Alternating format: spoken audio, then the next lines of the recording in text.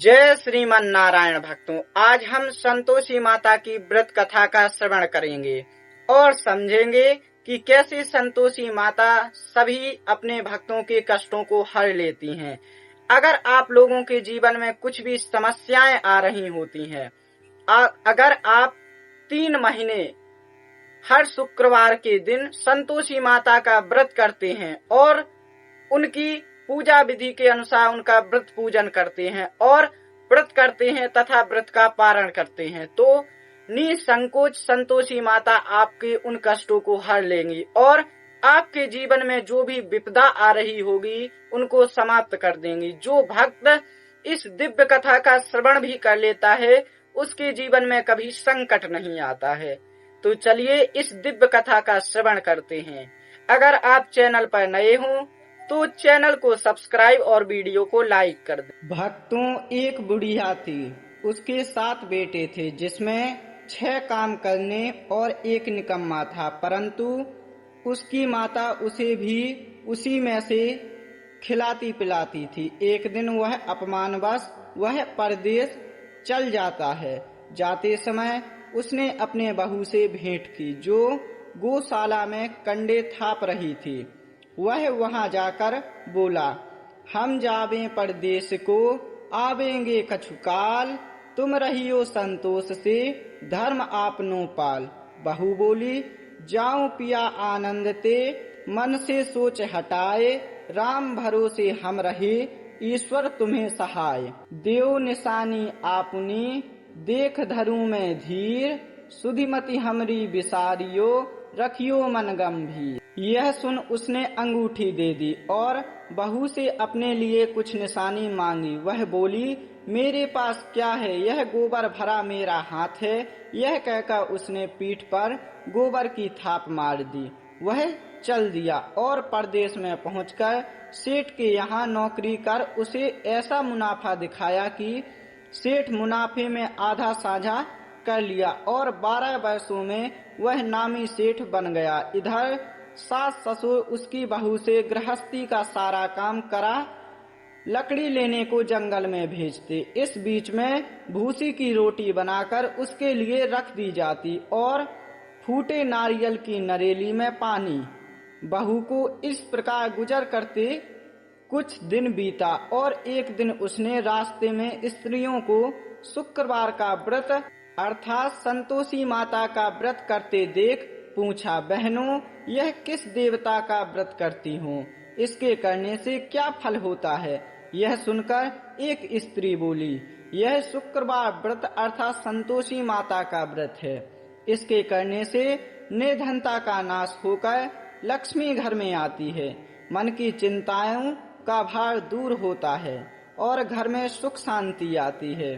निपुत्री को पुत्र मिले, स्वामी बाहर गया हो तो शीघ्र घर आ जावे, कन्या को मन पसंद पति मिले, बहुत साल से मुकदमा चलता हो तो शीघ्र निपट जाए, क्लेश जाए, सुख शांति आवे, घर में धन जमा हो, जायदाद का लाभ हो, रोग दूर हो। इस प्रकार सभी मनोकामनाएं संतोषी माता की कृपा से पूरी हो जाती हैं। बहू ने व्रत की विधि पूछा। उस स्त्री ने कहा, 1.25 आने का गुड़ चना लेना, इच्छा हो तो 5.25 आने का लेना, 1.25 आने का रुपये का भी सहूलियत के अनुसार लेना। तात्पर्य यह है कि बिना परेशानी श्रद्धा और प्रेम से जितना भी बन सके सबाया लेना। प्रत्येक शुक्रवार को निराहार रह कथा सुने, क्रम टूटे नहीं, लगातार नियम पालन करना चाहिए। सुनने वाला ना मिले तो घी का दीपक जला उसे सामने रख अथवा जल का पात्र आगे रख कथा कहनी चाहिए, पर नियम नहीं टूटे। जब तक कार्य सिद्ध ना हो जाए नियम पालन करना चाहिए। कार्य सिद्ध हो जाने पर व्रत का उद्यापन करना चाहिए।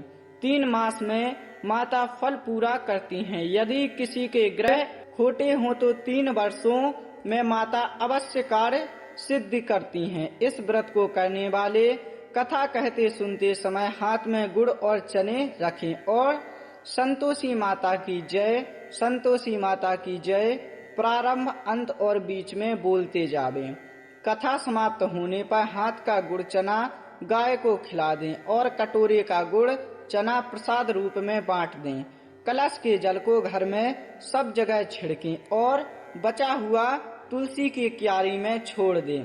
कार्य सिद्धि होने पर उद्यापन में 2.5 सेर आटे का खाजा, मोयनदार पूड़ी, इसी प्रमाण से खीर तथा चने का साग बनाना चाहिए और 8 लड़कों को इसमें भोजन कराना चाहिए।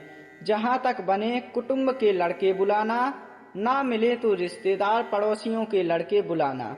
उन्हें भोजन करा यथाशक्ति दक्षिणा दे माता का नियम पूरा करना। उस दिन घर में कोई खटाई न खावे। यह सब व्रत का विधान सुन बुढ़िया के लड़के की बहू चल दी और रास्ते में लकड़ी का गट्ठा बेचकर व्रत प्रारंभ कर दिया और माता के मंदिर में जा दीन को विनती करने लगी और माता को दया आई। एक शुक्रवार बीता कि दूसरे शुक्रवार को उसके पति का पत्र आ गया और तीसरे शुक्रवार को पति का भेजा हुआ पैसा पहुंच गया। यह देख जेठ जेठानी व्यंग वचन बोलने लगे। बहू माता से प्रार्थना की कि हे माता, अपने सुहाग से काम है। फिर तो संतोषी माता की कृपा से उसका पति असंख्य संपत्ति और बहू के वास्ते गहना कपड़ा आदि लेकर परदेश से तुरंत घर को रवाना हो गया।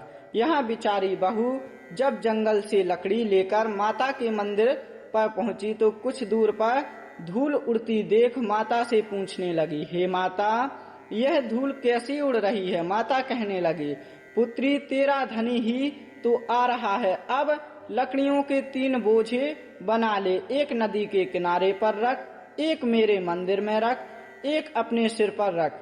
यह लकड़ी का बोझ देख तेरे धनी को मोह उत्पन्न होगा और वह यहाँ नाश्ता पानी बना खाकर घर जाएगा।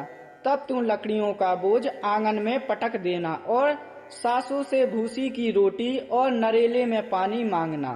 फिर तो बहू ने वैसा ही किया। बुढ़िया पुत्र मंदिर से विश्राम कर अपने घर पहुंचा एवं अपने परिवार में बहू की दुर्दशा देख दूसरे घर में चला गया।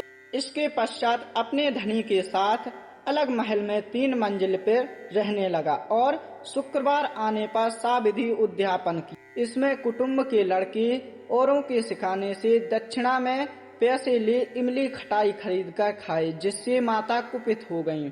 फिर बहू ने क्षमा याचना कर दोबारा उद्यापन किया और इसमें ब्राह्मणों के लड़कों को भोजन कराने के लिए बुलाया और दक्षिणा में एक मीठा फल प्रदान किया, जिससे माताजी प्रसन्न हो गईं और बहू को बहुत ही सुंदर पुत्र प्रदान की। जैसे बहू को प्रसन्न होकर माता ने उन्हें फल दिया, वैसे ही माता सबको फल देती हैं। जो इस कथा को पढ़े सुने अथवा सुनावे, उसके सभी मनोरथ माता संतोषी माँ पूर्ण करती।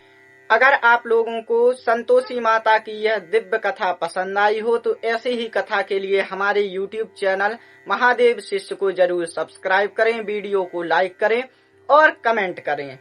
आज के लिए इतना ही। जय श्रीमन नारायण भक्तों, जय संतोषी माता की जय हो।